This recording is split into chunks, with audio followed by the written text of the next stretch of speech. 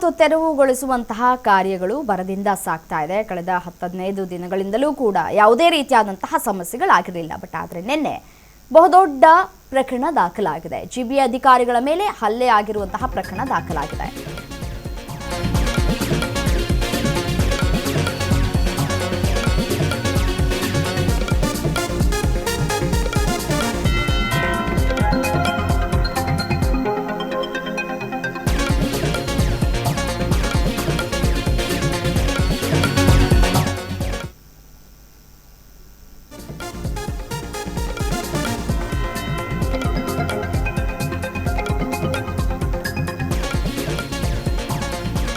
GBA ಅಧಿಕಾರಿಗಳ ಮೇಲೆ ಹಲ್ಲೆ ಆದಂತಹ ಪ್ರಕರಣಕ್ಕೆ ಸಂಬಂಧಪಟ್ಟಂತೆ ಪ್ರಮುಖ ಆರೋಪಿ ಬಸವರಾಜ ಪಡುಕೋಟೆ ಬಂಧನ ಆಗಿದೆ. ಕಮರ್ಷಿಯಲ್ ಸ್ಟ್ರೀಟ್ ಪೊಲೀಸರಿಂದ ಬಸವರಾಜ್ ರವರ ಬಂಧನ ಆಗಿದೆ. ಪ್ರಕರಣಕ್ಕೆ ಸಂಬಂಧಪಟ್ಟಂತೆ ಇಲ್ಲಿಯವರೆಗೂ ಬಂಧಿತರ ಸಂಖ್ಯೆ 11ಕ್ಕೆ ಏರಿಕೆಯಾಗಿದೆ. ಜಿಬಿಎ ಅಧಿಕಾರಿಗಳ ಮೇಲೆ ಬಸವರಾಜ್ ಮತ್ತು ಗ್ಯಾಂಗ್ನಿಂದ ಹಲ್ಲೆಯನ್ನ ಮಾಡಲಾಗಿತ್ತು. ನೋಡಿ, ದೃಶ್ಯದಲ್ಲಿ ಗಮನಿಸ್ತಾ ಇದ್ದೀರಲ್ಲ, ಇವರೇ ಬಸವರಾಜ್, ಇವರ ಬಂಧನ ಆಗಿರುವಂಥದ್ದು. ಜಿಬಿಎ ಅಧಿಕಾರಿಗಳ ಮೇಲೆ ಹಲ್ಲೆ ಮಾಡದಂತಹ ಪ್ರಕರಣಕ್ಕೆ ಸಂಬಂಧಪಟ್ಟಂತೆ ಪ್ರಮುಖ ಬೆಳವಣಿಗೆಯೊಂದಾಗಿತ್ತು. ಪ್ರಮುಖ ಆರೋಪಿ ಆಗಿದ್ದಂತಹ ಬಸವರಾಜ್ರನ್ನ ಇದೀಗ ಕಮರ್ಷಿಯಲ್ ಸ್ಟ್ರೀಟ್ನ ಪೊಲೀಸರು ಬಂಧಿಸಿದ್ದಾರೆ. ಜಿಬಿಎ ಅಧಿಕಾರಿಗಳ ಮೇಲೆ ಹಲ್ಲೆ ನಡೆಸೋದಕ್ಕೆ ಯಾರು ಇವರಿಗೆ ಅಧಿಕಾರವನ್ನು ಕೊಟ್ಟಿದ್ದು? ಯಾರು ಇವರಿಗೆ ಪರ್ಮಿಷನ್ ಅನ್ನು ಕೊಟ್ಟಿದ್ದು? ಸರ್ಕಾರ ಈ ತೆರವುಗೊಳಿಸುವಂತಹ ಕಾರ್ಯವನ್ನು ಕಳೆದ 15 ದಿನಗಳಿಂದಲೂ ಕೂಡ ಮಾಡ್ಕೊಳ್ತಾ ಬರ್ತಾ ಇದೆ.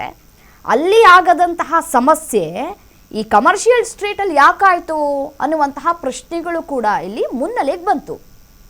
ತಮ್ಮ ಪಾಡಿಗೆ ತಾವು ಕೆಲಸ ಮಾಡ್ತಾ ಇದ್ದಾರೆ ಅಧಿಕಾರಿಗಳು. ಫುಟ್ಪಾತ್ ಬೇಕಾಗಿರೋದು ನಮ್ಗಳಿಗಲ್ವಾ, ಜನಸಾಮಾನ್ಯರಿಗಲ್ವಾ? ವ್ಯಾಪಾರ ಇಟ್ಕೊಂಡು ವ್ಯಾಪಾರ ಮಾಡುವಂಥವ್ರಿಗ ಫುಟ್ಪಾತ್ಗಳಿರೋದು. ಅಂಗಡಿ ಇರುತ್ತಲ್ಲ, ಅಂಗಡಿಗಳಲ್ಲಿ ಇಟ್ಕೊಂಡು ವ್ಯಾಪಾರ ಮಾಡಲಿ ಬಿಡಿ, ಅದನ್ನ ಯಾರೂ ಪ್ರಶ್ನೆ ಮಾಡೋದಿಲ್ಲ. ಸೊ ಜನಸಾಮಾನ್ಯರು ಫುಟ್ಪಾತ್ನಲ್ಲಿ ಓಡಾಡೋದಕ್ಕೆ ನಮಗೆ ಜಾಗ ಇಲ್ಲ ಅಂತ ಹೇಳಿ ಸಾಕಷ್ಟು ಬಾರಿ ಆಕ್ರೋಶವನ್ನು ವ್ಯಕ್ತಪಡಿಸಿದುಂಟು. ಸಾಕಷ್ಟು ಅಪಘಾತಗಳು ಕೂಡ ಆಗಿದ್ದುಂಟು. ಹಿರಿಯರು, ಮಕ್ಕಳುಗಳು ಓಡಾಡೋದಕ್ಕೂ ಕೂಡ ಸಮಸ್ಯೆ ಆಗ್ತಾ ಇತ್ತು. ಕಮರ್ಷಿಯಲ್ ಸ್ಟ್ರೀಟ್ ರೋಡ್ಗಳನ್ನು ಗಮನಿಸಿದ್ದೀವಿ, ಎಷ್ಟೆಷ್ಟು ಕಿರಿದಾದ ರಸ್ತೆಗಳಿತ್ತು. ಸೋಷಿಯಲ್ ಮೀಡಿಯಾದಲ್ಲಿ ಈ ಸಾಕಷ್ಟು ಆಕ್ರೋಶಗಳು ಕೂಡ ವ್ಯಕ್ತವಾಗಿತ್ತು. ಜಿಬಿಎ ಅಧಿಕಾರಿಗಳು ಕೆಲವೊಂದಿಷ್ಟು ಏರಿಯಾಗಳನ್ನು ಮಾತ್ರ ಸೆಲೆಕ್ಟ್ ಮಾಡಿಕೊಂಡು ತೆರವುಗೊಳಿಸುವಂತಹ ಕೆಲಸಗಳು ಮಾಡ್ತಾ ಇದ್ದಾರೆ. ಅದೇ ನೀವು ಶಿವಾಜಿನಗರಕ್ಕೆ ಹೋಗಿ ತೆರವುಗೊಳಿಸಿ, ಅದೇ ನೀವು ಕಮರ್ಷಿಯಲ್ ಸ್ಟ್ರೀಟ್ಗೆ ಹೋಗ್ಬಿಟ್ಟು ನೀವು ತೆರವುಗೊಳಿಸಿ ನೋಡೋಣ ಅಂತ ಹೇಳಿ ಪ್ರಶ್ನೆ ಮಾಡ್ತಾ ಇದ್ರು ಜನಸಾಮಾನ್ಯರು. ಸೊ ಅದಕ್ಕೂ ಕೂಡ ಸಮಯ ಬಂದಂತಹ ಸಂದರ್ಭದಲ್ಲಿ ಕಮರ್ಷಿಯಲ್ ಸ್ಟ್ರೀಟ್ನಲ್ಲಿ ಈ ಫುಟ್ಪಾತ್ ತೆರವುಗೊಳಿಸುವಂತಹ ಸಂದರ್ಭದಲ್ಲಿ ಒಂದಷ್ಟು ಗಲಭೆಗಳು ಮತ್ತೆ ಹಲ್ಲೆ ಮಾಡುವಂತಹ ಪ್ರಕರಣಗಳು ಬೆಳಕಿಗೆ ಬಂದಿತ್ತು. ಸೊ ಈ ವಿಚಾರಕ್ಕೆ ಸಂಬಂಧಪಟ್ಟಂತೆ ಸಚಿವ ಕೃಷ್ಣ ಬೈರೇಗೌಡರು ಕೂಡ ರಿಯಾಕ್ಷನ್ ಕೊಟ್ಟಿದ್ರು.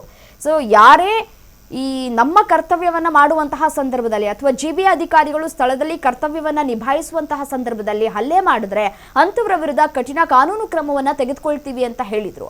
ಅದರಂತೆಯೇ ಇದೀಗ ಬಸವರಾಜ್ ಎನ್ನುವವರನ್ನ ಅರೆಸ್ಟ್ ಮಾಡಲಾಗಿದೆ. ಅರೆಸ್ಟ್ ಮಾಡಿ ವಶಕ್ಕೆ ಪಡೆದುಕೊಂಡು ತನಿಖೆಯನ್ನು ಕೂಡ ನಡೆಸ್ತಾ ಇದ್ದಾರೆ. ಯಾಕಾಗ ಅಲ್ಲಿ ಸ್ಥಳಕ್ಕೆ ಬಂದ್ರಿ? ಕಮರ್ಷಿಯಲ್ ಸ್ಟ್ರೀಟ್ಗೂ ನಿಮಗೂ ಏನು ಸಂಬಂಧ?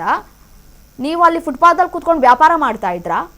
ನೀವು ಯಾಕೆ ಹಲ್ಲೆ ಮಾಡೋದಕ್ಕೆ ಮುಂದಾದ್ರಿ? ಜಿಬಿಎ ಅಧಿಕಾರಿಗಳು ಏನು ಮಾತನಾಡಿದ್ರು ನಿಮ್ಮ ಜೊತೆ? ಸುಖಾಸುಮ್ಮನೆ ನೀವು ಹೋಗ್ಬಿಟ್ಟು ಅಲ್ಲಿ ಗಲಾಟೆ ಮಾಡೋದು, ಹಲ್ಲೆ ಮಾಡಿಬಿಟ್ರೆ ಇದಕ್ಕೆ ಯಾರು ಹೊಣೆ ಅಂತ ಹೇಳಿ ಪ್ರಶ್ನೆ ಮಾಡಿದ್ದಾರೆ. ಸೊ ಇಲ್ಲಿಯವರೆಗೂ ಕೂಡ 11 ಜನರ ಬಂಧನ ಆಗಿದೆ ಅನ್ನುವಂತಹ ಮಾಹಿತಿಗಳು ಕೂಡ ಲಭ್ಯ ಆಗ್ತಾ ಇದೆ. ಸೊ ತನಿಖೆ ಆಗಬೇಕಾಗಿದೆ, ಯಾಕಾಗಿ ಹಲ್ಲೆಯನ್ನ ಮಾಡಿದ್ರು ಅಂತ ಹೇಳಿ. ಕಮರ್ಷಿಯಲ್ ಸ್ಟ್ರೀಟ್ ಪೊಲೀಸರು ಆರೋಪಿಯನ್ನ ಬಂಧಿಸಿ ವಿಚಾರಣೆಯನ್ನ ನಡೆಸ್ತಾ ಇದ್ದಾರೆ.